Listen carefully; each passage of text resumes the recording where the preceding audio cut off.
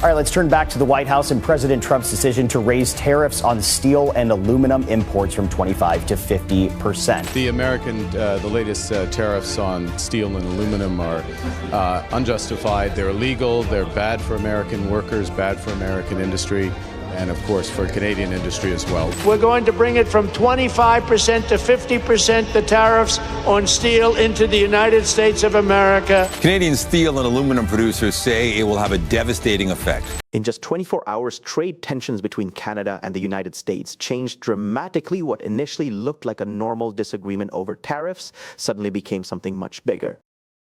A struggle over industrial power, investment, and economic influence. The United States sent a clear message to Canadian companies if they wanted relief from heavy tariffs. They would need to build more of their future inside America instead of Canada. That condition changed the entire situation. This was no longer only about steel and aluminum tariffs. It became a direct challenge to Canada's industrial future. The American strategy was aimed not only at the Canadian government, but also at the companies that manufacture steel and aluminum. Businesses suddenly found themselves caught between national loyalty and economic survival.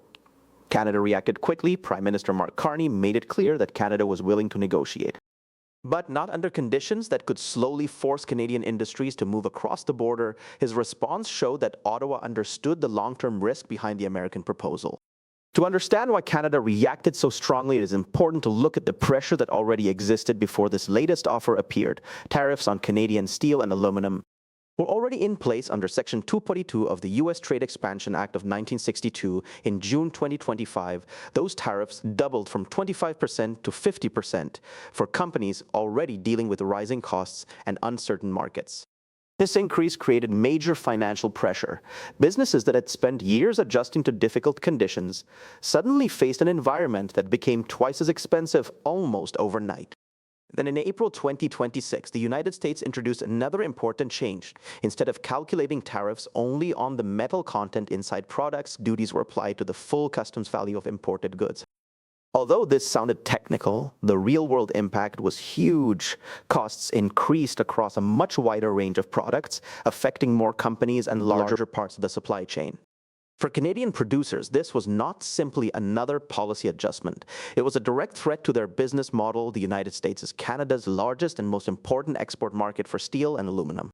When tariffs rise to that level, companies begin questioning whether their operations can remain profitable under such conditions. The scale of Canada's exposure made the situation even more serious. Around 85% of Canadian exports that previously entered the United States duty-free under trade agreements suddenly faced possible tariffs. That meant most of the trade relationship between the two countries was under pressure at the same time. After creating that pressure, Washington introduced what appeared to be a compromise. The U.S. government released a Federal Register notice explaining that companies could apply for tariff relief. However, there was one major condition attached. Businesses would need to commit to building future production capacity inside the United States. That condition completely changed the meaning of the proposal. The message was no longer simply, "We will reduce tariffs." Instead, it became, "We will reduce tariffs if you help move industrial investment into America." This is where the conflict stopped looking like a normal trade dispute and started resembling a broader strategy to reshape industrial geography in North America. Steel and aluminum industries are not small businesses that can easily relocate. These sectors rely on enormous factories that require hundreds of millions and sometimes billions of dollars in investment. Factories depend on energy systems, transportation, networks, skilled workers, and access to raw materials. Once they are built, they become long-term economic anchors for entire communities. They create jobs, support local businesses, and shape regional economies for decades. That is why the American proposal caused so much concern in Canada. Encouraging companies to place future investment in the United States does not necessarily close Canadian factories immediately. But over time, repeated investment decisions could slowly shift industrial growth away from Canada and toward America. Canadian industry leaders understood this risk immediately.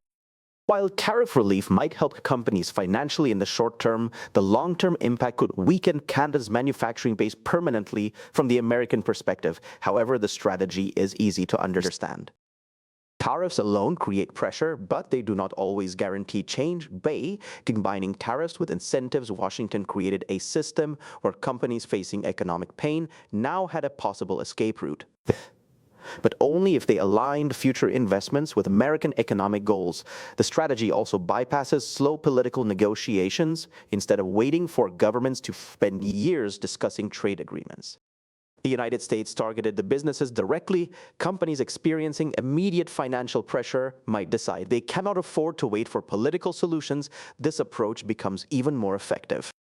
Because not all companies are equally strong financially, some businesses can survive tariff pressure for years while others cannot.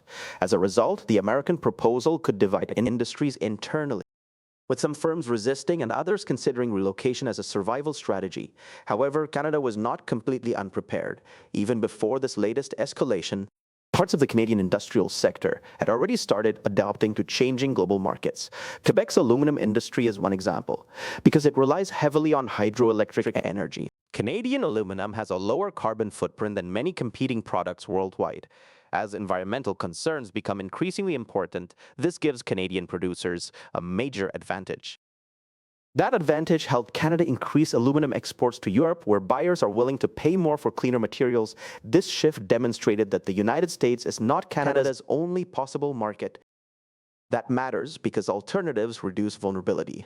If Canadian companies had nowhere else to sell their products, the American strategy would be much more effective. Diversifying export markets gives Canada more room to negotiate and reduces pressure to accept unfavorable conditions. Still, diversification is not a perfect solution. Europe can absorb some exports, but not enough to fully replace the American market. Shipping costs, long-term contracts, and global demand limits make rapid changes difficult. Canada can reduce dependence on the United States, but it cannot eliminate it quickly. At the center of this conflict lies a much larger issue about the future of global trade. The United States appears to be signaling that access to its massive consumer market may increasingly depend on maintaining production inside American borders. If successful, this strategy could eventually expand beyond steel and aluminum into other industries as well. Canada, meanwhile, is resisting the idea that trade access should require gradual industrial relocation. Ottawa's position is that trade agreements should not force countries to weaken their own manufacturing sectors. In exchange for economic stability, the timing of this dispute makes the situation even more important. All of this is happening shortly before the scheduled July 2026 review of the United States-Mexico-Canada agreement.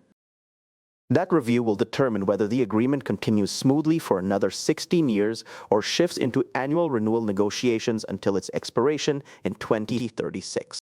Because of that approaching deadline, every statement, tariff decision, and negotiation tactic now carries greater strategic importance. The conflict has also expanded far beyond steel and aluminum. What started as a fight over industrial tariffs has now spread into issues involving alcohol sales, dairy quotas, and digital policies. U.S. officials reportedly suggested that formal trade talks might not begin unless Canada agreed to concessions in several unrelated areas. These included provincial alcohol restrictions, dairy systems, and policies connected to online streaming and digital news. That revealed something important. This was no longer only about metals, it was becoming a broader attempt to reshape the economic relationship between the two countries. Canada responded by linking all these issues together strategically. Mark Carney's government signaled that if tariffs on steel, aluminum, automobiles, and lumber remained in place, Canada would not make concessions elsewhere. The dispute over alcohol sales became one of the clearest examples of this strategy. Some Canadian provinces removed American wine and spirits from government-controlled stores as retaliation against U.S. tariffs. When American officials criticized the move, Canada defended it as a response to unfair trade actions. Ontario Premier Doug Ford reinforced this position by saying American alcohol could return to shelves immediately, but only once Canadian jobs were no longer threatened by tariffs. Ultimately, this conflict has become about much more than tariffs alone. It is now a struggle over where future industrial growth in North America will happen and how governments use economic pressure to achieve strategic goals. What makes the situation especially unpredictable is that there will likely be no single moment that resolves everything. Instead, the outcome will develop slowly through countless decisions made by governments, businesses, and investors over time.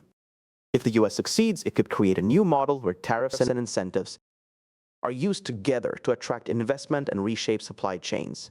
If Canada succeeds in resisting that pressure while protecting its industrial base and expanding into new markets, it could demonstrate how smaller economies can defend themselves in unequal trade relationships. For now, both outcomes remain possible, and that is why this conflict matters far beyond steel and aluminum.